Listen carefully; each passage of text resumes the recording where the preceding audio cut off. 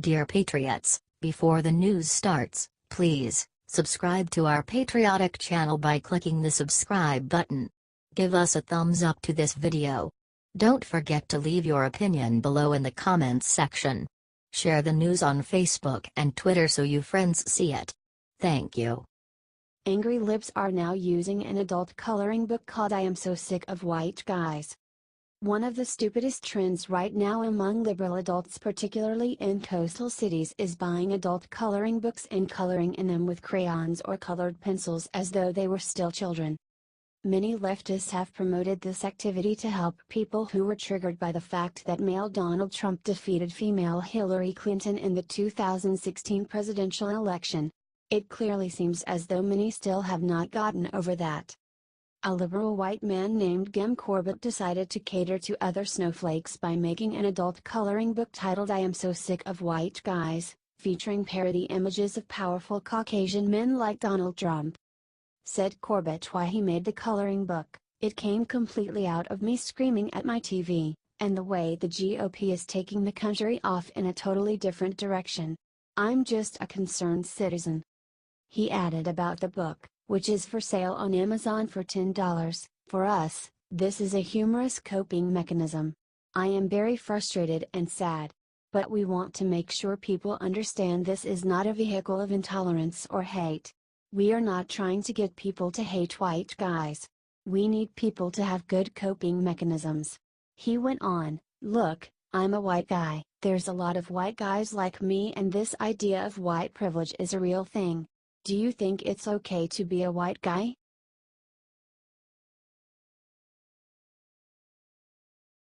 New York Times writer just said Trump supporters are terrorized toadies. A liberal New York Times writer named Roger Cohen spent his Christmas Day coming up with one of the most ridiculous anti-Trump screeds to have ever even appeared in that notoriously anti-Trump newspaper. Cohen called the White House of President Donald Trump Turkmenistan on the Potomac and then claimed that Trump's backers are terrorized toadies.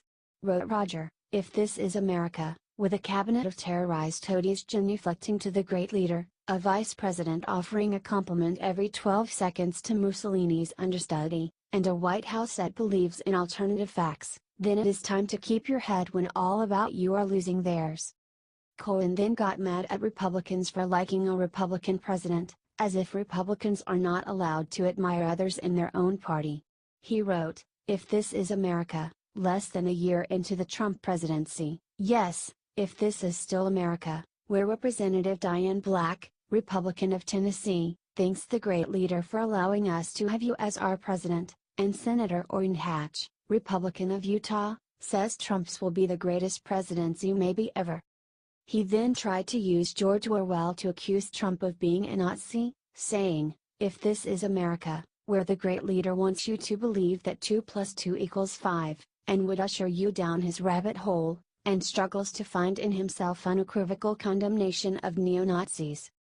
Roger, who is not originally from the United States, concluded by insulting America under Trump as just a squalid, oversized, greedy place past the zenith of its greatness. Are you disgusted by these non-stop attacks on Trump and people who like him and support him? Black Lives Matter extremist makes it racial, just called Las Vegas shooter a white terrorist. The recent mass shooting in Las Vegas that claimed 58 innocent people's lives was undeniably a true horror story come to life and an unspeakable tragedy. What could also be confidently said about the sad event was that it had nothing to do with race. After all, murderer Steve Paddock was white, and he fired into a crowd of people outside that was mostly white, and the music festival that these concertgoers were attending featured mostly white performers. However, liberals cannot see anything happening these days as not being racially related, and one leader of Black Lives Matter just publicly tried to bring race into a discussion of the massacre in a truly ridiculous way. Patriots Colors co-founded the group Black Lives Matter, whose associates have been charged with the killings of several police officers. Nonetheless, MSNBC host Joy Reid saw fit to bring this woman onto her show AM Joy. On the program, Colors did not disappoint, claiming, "Black people are over-policed, over-criminalized, over-incarcerated without being activists. She then brought the totally unrelated Las Vegas mass shooting into the discussion, continuing, and when you add the activist on top of that, we are being surveilled, we are being criminalized for our activism, and we are being targeted by local law enforcement, and we're being targeted now by the federal government. He then tried to paint lone gunman Paddock as a white terrorist, saying, and I think that's a shame, especially when we see people like in Las Vegas, the white domestic terrorist who killed over 60 people. This government is focusing on the wrong group of people. Do you think it's absurd she's trying to politicize the Las Vegas massacre tragedy by making it about race?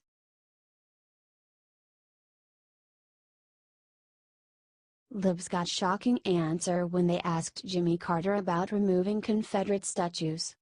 As even many Democrats are willing to admit, former peanut farmer and governor of Georgia Jimmy Carter was a total flop as U.S. president during his single term in office in the late 70s. Before Barack Obama entered the White House, President Jimmy Carter was seen as the most left-wing knee-jerk liberal to run our country in recent history. However, a liberal reporter recently got a very big surprise when she asked Carter questions about important topics affecting our country, and got answers very different from the predictable liberal ones she had been expecting. The New York Times left-wing columnist Maureen Dowd asked former President Carter, for example, about what his response is to NFL players kneeling during the national anthem. Carter replied, sensibly, I think they ought to find a different way to object, to demonstrate. I would rather see all the players stand during the American anthem. Maureen then moved on to another hot-button topic, that of Democrats' desire to whitewash American history and insult Southern heritage by removing statues of Confederate generals and other leaders from public places. Dowd may have overlooked the fact that Carter is from Georgia, and has a deep connection with the region. When she asked Jimmy if the statues should be removed from the parks, he answered, that's a hard one for me. My great-grandfather was in Gettysburg on the southern side and his two brothers were with him in the Sumter artillery. One of them was wounded but none of them were killed. He continued, I never have looked on the carvings on Stone Mountain or the statues as being racist in their intent. But I can understand African Americans' aversion to them, and I sympathize with them. But I don't have any objection to them being labeled with explanatory labels or that sort of thing. Are you surprised that Jimmy Carter did not toe the liberal line on these key issues? Meghan McCain just gave Pelosi the look of death after one stupid thing she said, it's priceless. ABC's deeply biased liberal political talk show The View has a long history of using soft Republicans to serve as the token conservative on the show, useful only as punching bags by the show's army of leftist hosts, including Joy Behar and Whoopi Goldberg. Some people suspected that with Meghan McCain joining the show in that slot it would be much the same, given who Meghan's father is. However, Meghan has proven to be a sharp opponent for her liberal co-hosts and for the slow-witted Democrats that they bring on the program as guests. This was in evidence recently when legendary Democratic House Minority Leader Nancy Pelosi came on The View, clearly with the anticipation that it would be friendly territory for her. However, she was so surprisingly pressed on how the Democratic Party has become deeply divided. Said Nancy in response, ridiculously, well, let me, with all due respect, disagree with you. There is not a fracture in our party similar to what's happening in the Republican Party. My party has always been a dynamic party. It is not a rubber stamp party, that's the vitality of it. She then claimed that she can name an overwhelming number of people among the Democrats who want her to stay as the Democrats' House leader, and added, I feel very confident in what I'm doing and the support that I have, but please don't think that it is anything like the fracture that is in the Republican Party. Meghan McCain then gave Pelosi what can only be described as the look of death, and rebuked her, saying, that's from winning, though. I mean, President Trump is in the White House, so there's a breakdown someplace. How much do you love Meghan for this?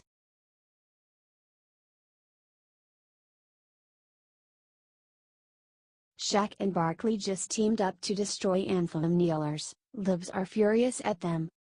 NBA Hall of Famers Shaquille O'Neal and Charles Barkley may have been fierce adversaries on the basketball court, but they are united in the disdain they have for troublemaking protesters that have been trying to rip our country apart.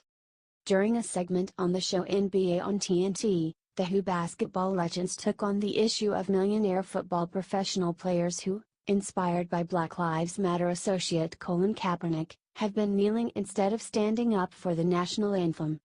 Said Charles, "I'm sick of hearing about the anthem protests. We're all in this thing together. It ain't a black or white thing. It ain't a cop against people. It's all of us."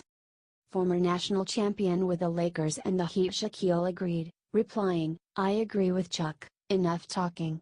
When are we going to do something about it?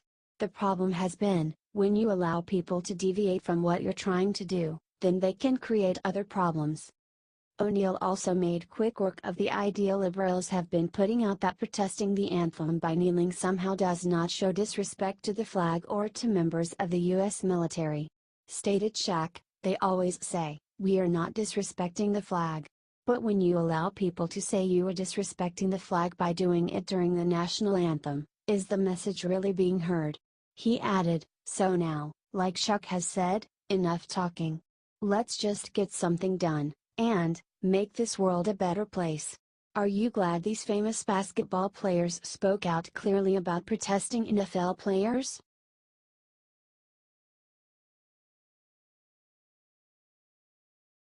Breaking the worst, Reno of them all might challenge Trump in 2020, it's awful.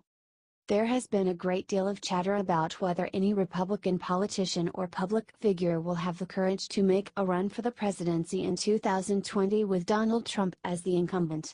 So far, the only Republican to have started down this path is Senator Jeff Flake of Arizona.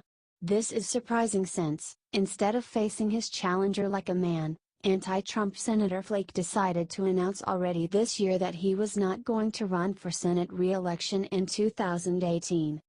Senator Flake decided to include many insults about Republican President Donald Trump in his resignation speech, which pleased liberals. Now he is making left-wingers and the Republican Never Trump contingent even happier by hinting that he will be challenging Trump for the GOP nomination in 2020. In classic Shermanesque Washington politician fashion, Flake suggested he will be running by specifically denying that he has any plans on running. Stated Flake on ABC's This Week about speculation that he will be challenging Trump, "I don't rule anything out, but it's not in my plans." He added, "Like I said, I haven't thought that deeply about it. But I do believe if the president is running for re-election, if he continues on the path that he's on, that's going to leave a huge swath of voters looking for something else." Flake then spent more time criticizing Trump for the fact that older white men like him, saying, "When you look at the lack of diversity, sometimes, and it depends on where you are, obviously, but by and large, we're appealing to older white men, and there are just a limited number of them, and anger and resentment are not a governing philosophy." Do you think Flake will end up being too scared to run against Trump in 2020?